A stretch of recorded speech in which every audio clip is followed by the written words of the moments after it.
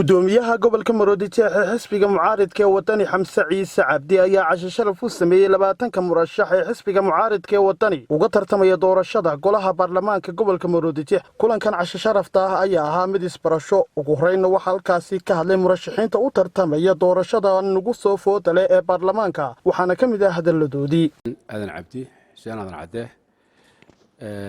ahna musharax u taagan gobolka Maroodijeex. marka hore waxaan salaamayaa gudoomiyaha gobolka Maroodijeex iyo dhammaan gudidiisa oo soo hal magacyadooda halkan uga koobi karayn. waan salaamayaa. waxaan halkan uga mahad celinayaa Maxamed Amiin oo cashadan inoo sameeyay. waan mahad celinayaa. runtii Maxamed Amiin waxa maaha markii ugu horeysay, waa nin iminka waxaan wada joognay wiigii dhaweyd gobolka Hawd baan wada joognay. muddadan ilaa bisha ah abaartu ay jirtay, biyaha hadday noqoto, raashinka hadday noqoto, dadkiisa uu la garab taagnaa gobolka Hawd. marka ilaahay waxaan uga baryaynaa inuu ku guuleysto. mahadnaqayaa walaalkeen Maxamed Amiin oo inagu casuumadan inoo fidiyey, iyo gudoomiyaha gobolka iyo labadiisa ku xogeen iyo xoghayaha garabka haweenka iyo garabka dhalinyarada oo run ahaantii iyaguna ka soo shaqeeyo sababta lahaa. mar labaad iyo mar saddexaad baa u mahadnaqayaa. mahaddaa kadib xasan wuxuu ka dhawaajiyey halka arrin oo ah gobolka in ilaalintiisa, taasi waa waxyaabaha u baahan insha allahu tacaala cidda inaga mid ee tagta kolley la wada tegi maaye inay hawshaa ka shaqeeyaan. ta maanta laakiin taagan laba arrimood baa muhiima inaynu aada uga shaqeyno. mid waxa weeyaan labadan maalmoodee hadhay inaynu dadka intaynu abaabuli karna abaabulo, taasi waa qodob si wada jirana aynu markaa u abaabulo. waa arrin lagama maarmaana. geljira baa la yidhi geela waa wada jira haddana waa kala jirta. deetiyo dadka gobolka codku inay kaararka qaataan hadda muhiim ay tahay. haddana dee inteenan reer wadani ee dantu ina midaysay ee ujeedka wadale ee markaa maanta mabda'a wadale inaynu markaa si gaara dadkeena aynu codka ka rajeynayno aynu markaasi uga shaqaynaa. waa arrin aynu ku adkaynaytay. marka labaad ee ugu muhiimsan waxa weeye xukuumad cidiya ku dirira baynu markaasi tartan kula jirna. arrimo badan baa markaasi suurtagal ah. komishankana doorkii hore waa laga cabanayey. dacbashadaasi cabasho dheer bay ahayd. koleyda xaqaygayga ma xukumi karna imika.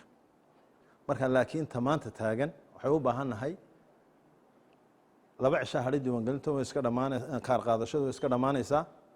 laakiin dee halkii mucdii baa hadhay. muraaqibiinta xisbigu inagu ina saaray. muraaqibiinta waxa muhiim ah muraaqib kasta inuuna xildhibaanka soo xulay mas-uuliyadda u qaadaynin ee dhammaan 20 xildhibaan ee wadani uu qaadayo. xogolayaal si gaar ah salaamaya maamulka gobolka Maroodijeex dhammaantood magac kastoo leeyihiin gudoomiye iyo xoghaye iyo garab haweenba. assalaamu calaykum waraxmatullaahi wabarakaatuh. intaa kadib kolley waxaan dee isu nimcaawa isbarashan isugu nimcaawa. runtii goli maynaan tegino kolley halkaa kusii daadegi mayne. insha allah waynu gaari doonaa, laakiin waxaan isugu nimcaawa isbarasha ahayd. isbarashadeena insha allahu tacaala magaca waxa la xasan cabdi maxamed. waxaan ka sharaxanay gobolka Maroodijeex gaar ahaan degmada Gacan Libaax. عاد إبراهيم سيدا مشارحين تكلامنا Maroodijeex بان كشرحانهاي مرا قبل كلية إمك Maroodijeex كشرحان حسب وطننا وانهاي أنت المجا كروا قانية أنت يقول عصب هرت برشوا ناكسن رنتي وحفر حد إياه وحف في عم والله شيء حسب سودوين في عم بنوسمي أنا ده كمان مدهين تذكرنا كمان مده أحمد بوا كم تذكر كم تكاي سفي عم بنوسودوين حسبه هابين كده ويد حفلة دي اللي نوقبتي تان أو معركتي قدوميه قبل كوها جات مسكحد سكتل محمد أمين أو رنتي ده صنفي عن النوتش حي وإن شاء الله أنا كنت بطيان دونه سواء طبلوا في عم بتصميصي. markuu ugu horeyso waxaan u mahadnaqayaa gudoomiyaha gobolka Maroodijeex ee xisbiga wadani Xamse Ciise, gudoomiye ku-xigeenka Mawlid iyo dhammaan hoggaanka xisbiga wadani ee gobolka Maroodijeex. walaalkay Maxamed Amiin oo agaasimaha xafladan ama kulankan runtii farxad bay tahay inaan xildhibaano badan oo meeshan ku arko oo rag ah aan wada tartamayno. waxa laga yaabaa wajiyo badan inaan garanayn, laakiin runtii farxad bay tahay. waxa kaliya odhan lahaa ama aan maxaan ku yiraahdaa kelmadaydu ahaan lahayd يعني ترتن كان يقول لنا رنتي وترتن بلارن waxaanu matalayna qaranka oo dhan gobolka Maroodijeex waa gobolka ugu weyn gobolka ugu tartanka adag marka qof walbaaba inuu waqtigiisa siiyo runtii inuu ogaado pace-ka ama dadka u codeynaya maxaan ku yiraahdaa istaraatiijiyada u dhiganaya waa inay ahaataa mid runtii uu ka sii baarandegaya dhibaatooyinkan taagan sida iminka ay walaasheen noo sheegtay dadka aan kaararkii qaadan abaaraha jira waxaasoo dhan waa inaynu ka sii baarandegnaa raxmaan raxiim barasho wanaagsan horta dhammaantiinba dee kolley rag badan aad baan isu naqaanaa oo muddo dheer axmed iyo xuseen iyo muddo ma tirin karayo intiina kalena barasho wanaagsan sucaadna dee dushaan ka aqaanaa weli maanaan kulmin dee madaxdana dee kolley aad baan isu wada garanaynaa aniga magacayga sixi waxaa weeye ibraahim maxamed jaamac oo ku magac dheer khadar guun khadar iyo guunku waa naanays labaduba aniga farxad bay tay iyo barasho maanta inaan la kulmo intaasoo ah murashaxiintii gobolka Maroodijeex kolley dee nin in badan dee iskaga jiray baan ahaa xisbiyada iyo siyaasadda intii aan isweji garanayno ama aan ismagac garanayna waxaan leeyahay kulan wanaagsan dee intiina aan imika isbaranayna barasho wanaagsan rag iyo dumarba nastaciino horta magacaygu waa axmed cabdi ibraahim axmed fujalac baa inta badan aad la igu yaqaanaa musharaxiinta dhammaan horta waxaan uga mahad celinayaa sida wanaagsan ay uga soo qayb galeen waxaase laakiin ma hadda koowaad kolley aan siinaynaa gudoomiyaha gobolka gudoomiye ku-xigeenka gudoomiyaha garabka haweenka gudoomiyaha dhalinyarada gudoomiye ku-xigeenka labaad ee xisbiga xogayaha oo kolley caawa isaga laftiisu inoo daadiinaya soomaalidu waxay ku mahmahdaa ninka jeebkiisa walba caynkaa kaana ninka intuu kiisa dhaafo mid kale kaaga kuugu ma garanaysaa weerar tagana niman yaaldhe marka horta waxaynu leenahay guddoonka gobolka Maroodijeex waxaynu leenahay horta niman yaal maxamed abiin aad iyo aad buu maadsay dadkaagaad asturtay xisbigaagaad wax la qabatay karaamadaadaad muujisay deeqsinimadaadna tustay annana kolley waa kugu xidhan doonaa salaada aygu waa jamaal aadan diiriye ka sharxan gobolka Maroodijeex golaha wakiilada iminka xisbiga hore waan u joogay iskuma cusbin agaasimaha xarunta dhexe xisbigan ahaa aad iyo aad baan soo dhaweynaya dhammaantiinna sidoo kale murashax maxamed amiin cabdi cilmi dixood oo ah murashax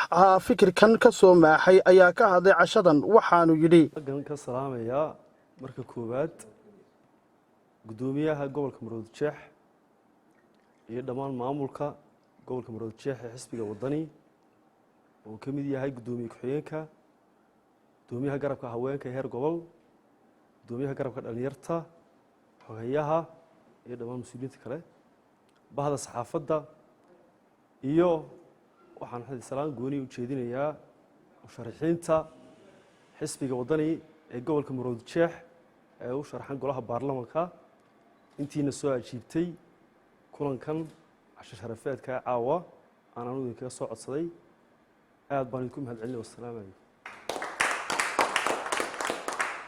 intii haleeli weydayna runtii waxaan waxba ka rajaynayaa in fursado kale oo noocan oo kale aynu u kulmi doono insha allah aynu heli doono mana noqonayso soo rajaynayo kulankani kii maxaa ugu dambeeyey ee waxaan rajaynayaa inuu horseed u noqdo kulamo badan oo dambe waayo kan laftigiisu wuxuu la taaba qaadayaa uun kulankii habeenkii dhaweytuu gudoomiyuhu xisbigu ahna musharaxa madaxweynaha cabdiraxmaan oo inoo qabtay dhammaan musharaxiinteenna kala duwan ee gobolka iyo gobolada kaleba 28 xubnoodba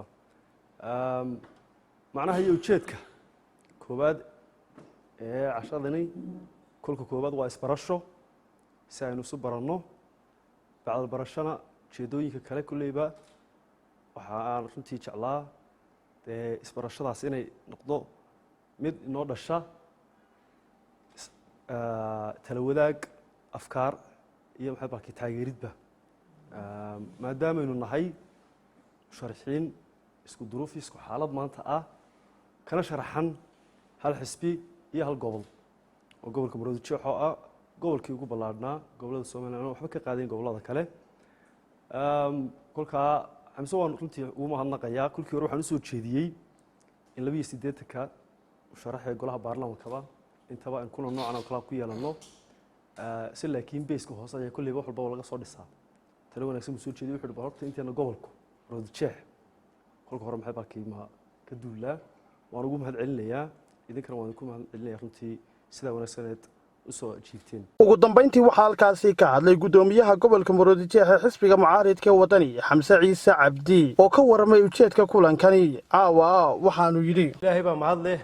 marka labaad waxaanu mahad celinayaa musharaxiinta gobolka Maroodijeex ee golaha wakiilada oo runtii waqtigoodii qaaliga ahaa noo soo huray isla markaana iyagoo hawlo fara badan lahaayo diiwaangelintina ay socoto aad iyo aad baan horta ugu mahadnaqayaa waqtigaa qaaliga ayna siiyeen. haddaan runtii xafladdan ka warramo munaasabadan casho sharafta marka ugu horeysa casho sharaftan waxaa inaga bixiyey oo inagu maamuusay xildhibaan maxamed amiin cabdi cilmi maadaama ka gobol ahaan runtii aynu nahay niman dhalinyaro volunteer iyaguna ku shaqeeya. maxamed amiin baanu proposalka codsiga ula tagnay habeenkii dhawood isagaa inaga aqbalay isagoo weliba soo jeediyey 28 xildhibaan ee golaha wakiilada inuu casuumad u fidiyo. waxaan ku horta qoladii gobolka inoo fidi maxamed oo 28 ka inoo dambeeyaane marka maxamed amiin aad iyo aad buu mahadsan yahay. jasaakumullahu alkhayr baan leeyahay. waxay daaran tahay casho sharafteena horta isbarasho qolada yadan gobolka iyo muxuu ahaa musharaxiinta gobolka Maroodijeex waa isbarasho muhiimadu iyo sidii aan wada shaqayn lahayn anagoo runtii mar walba diyaar u ah sidii aan idin la shaqayn lahayn. kulli campaign baa soo imanaya musharaxiintu aqal campaign bay furanayaan inaanu anaguna u diyaar garoono sidii aan musharaxiinta ula shaqayn lahayn hadday noqoto inay hawd u baxaan inay miyi u baxaan inay bari u baxaan inay waqooyi u baxaanba inaanu goob kasta u baxaanba aanu diyaar u nahay sidii aanu musharaxiinta aanu hiiliyaho u noqon lahayn.